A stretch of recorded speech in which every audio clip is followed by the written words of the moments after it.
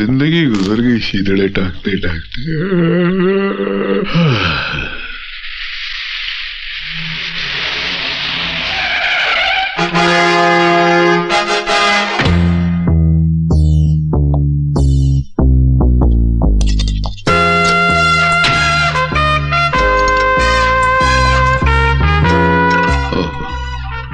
बेवड़ेबाज हैं।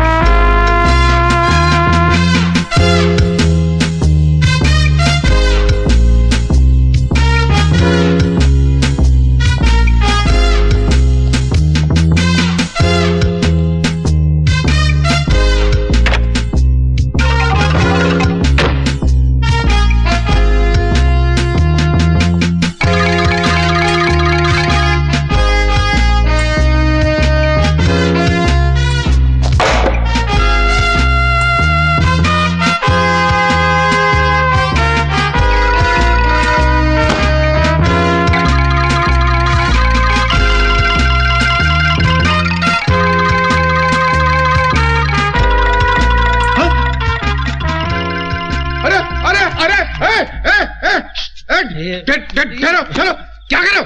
खुदकुशी कर रहा हूँ।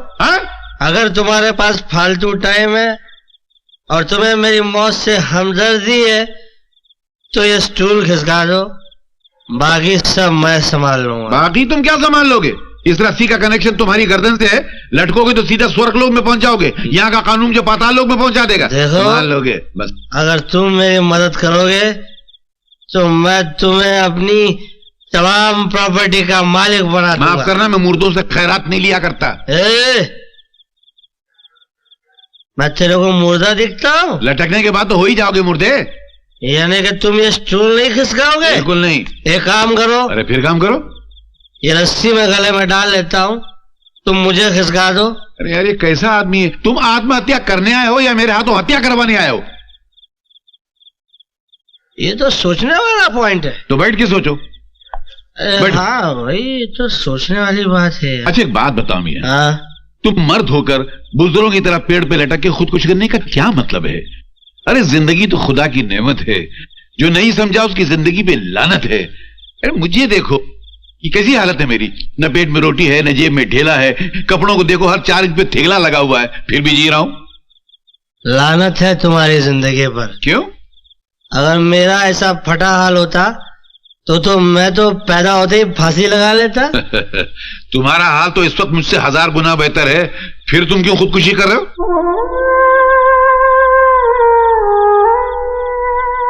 ये तुम नहीं समझोगे। अरे हम सब समझते हैं मियां, आधी से ज्यादा दुनिया गरीबी और भूख के लपेटे में लिपटी हुई है। कोई रो के उसे बता देता है और कोई हंस के छुपा देता है, मगर फिर भी खुदकुशी उसका हल नहीं है मेरे दोस्त। दोस्त? तुमने मुझे दोस्त कहा? मगर तुम मेरे दोस्ती के लायक नहीं हो। क्योंकि दोस्त तो वही होता है जो अपने दोस्त को हर काम में कंपनी दे, उसका साथ दे। मतलब? अगर तुम मेरे साथ फांसी लटकने को तैयार हो तो ही मैं तुमको अपना दोस्त समझूंगा। वाह, क्या दोस्ती का इम्तिहान है। चलिए, मैं लटकने को तैयार हूँ, मगर दोस्त को लटकाने वाला भी दोस्त नहीं हुआ करता है मेरे दोस्त। अरे वाह, तुम कमाल की बातें करते हो यार। तुम काम क्या करते हो? मैं बस वो फटे पुराने कपड़ों में रफू किया करता हूँ, धागे से लपेटता हूँ और कपड़ों को सिया करता हूँ। बहुत जमेगी।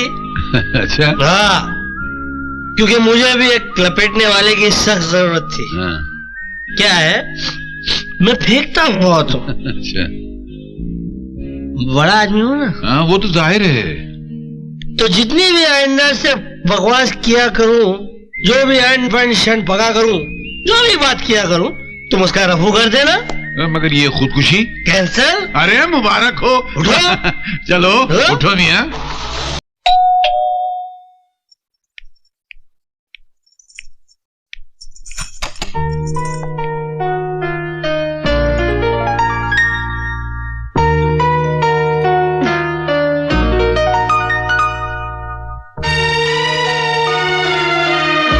कल रात जो कुछ भी हुआ मैं उसके लिए बहुत शर्मिंदा हूं।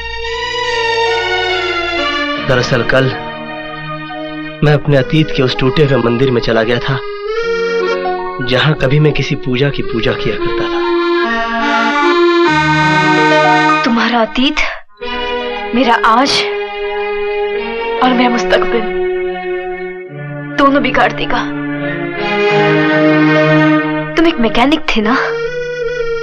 एक मैकेनिक बिगड़ी हुई को बनाता है, बनी को बिगाड़ता नहीं। प्लीज मेरे घर से तबाह मत करना। पूजा, किस अतीत की बात कर रहे हो तुम? मुझे देखकर तुम्हें तुम्हारा अतीत याद आया? मेरी मांग का सिंदूर और गले का मंगलसूत्र, ये क्यों नहीं नजर आया तुम्हें? तुम ये क्यों भूल गए कि अब मैं तुम्हारी पूजा नहीं बल्कि किसी की पत्नी हूँ? कल रात जो कुछ भी हुआ वो तुम्हारी ख्वाहिश थी। तुम्हारे अंदर आज भी मुझे पाने की हसरत जिंदा है। तुम मेरे पति, मेरे घर पर इसलिए मेहरबान हो ताकि उसकी आड़ में तुम मुझ तक पहुंच सको, लेकिन अब मैं तुम्हारी पहुंच से बहुत दूर हो चुकी हूँ। अब तुम मुझे इंसान तो दूर, देवता बनकर भी हासिल नहीं कर सकते। कभी नहीं, किसी भी जन्म में नहीं, किसी भी जन्म में नहीं, किसी भी जन्म में नहीं।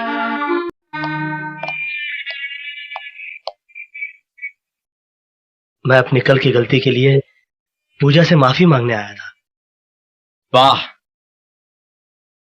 माफी भी बहुत खूबसूरत बहाना है दूसरी मुलाकात का। मैंने अपना इस्तीफा और तुम्हारे दिए हुए बंगले और कार की चाबियां तुम्हारे दफ्तर में छोड़ दी हैं। मुझे उम्मीद है कि आज के बाद तुम मेरी बीवी की तरफ नहीं देखोगे। दीपक, तुम मुझे गलत समझ रहे हो। मैंने तुम्हें नौकरी तुम्हारी डिग्री देखकर दी थी, तुम्हारी बीवी देखकर नहीं। मिस्टर कृष्ण प्रसाद, इस वक्त मेरे घर में मेरी बीवी के सिवा और कोई नहीं है। जब तुम भीड़ में सबके सामने उसे किस कर सकते हो तो अकेले में। दीपक, तू मुझे उन गरजमंदों में से मत समझ जो नौकरी और प्रमोशन के लिए अपनी बीवी का गलत इस्तेमाल करके उसे रुलाते हैं। मैं जानता हूं तुम बहुत बड़े आदमी हो, लेकिन मेरी आन मेरी आबरू से बड़े नहीं। मैं तुझे इस कदर जलील कर दूंगा कि तू किसी को अपना मुंह दिखाने के काबिल नहीं रहेगा, समझे?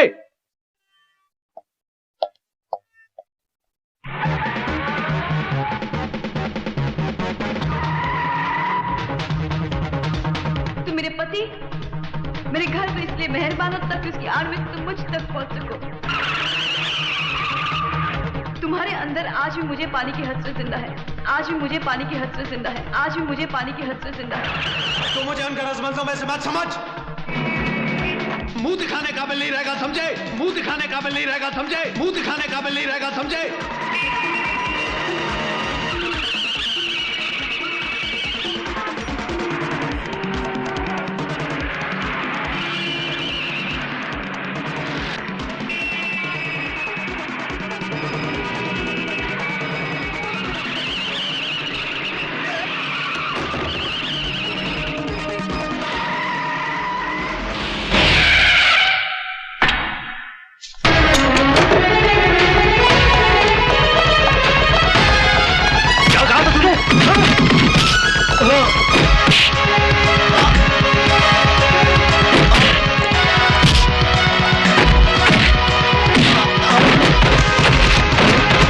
तू हमें दलील करेगा?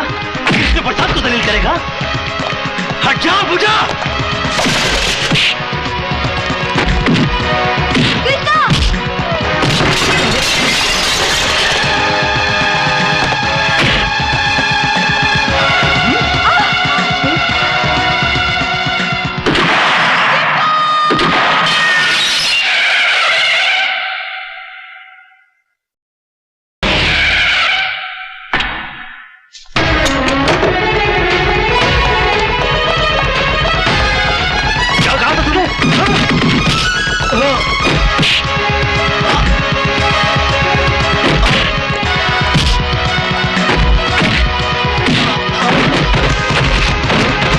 तू हमें दलील करेगा?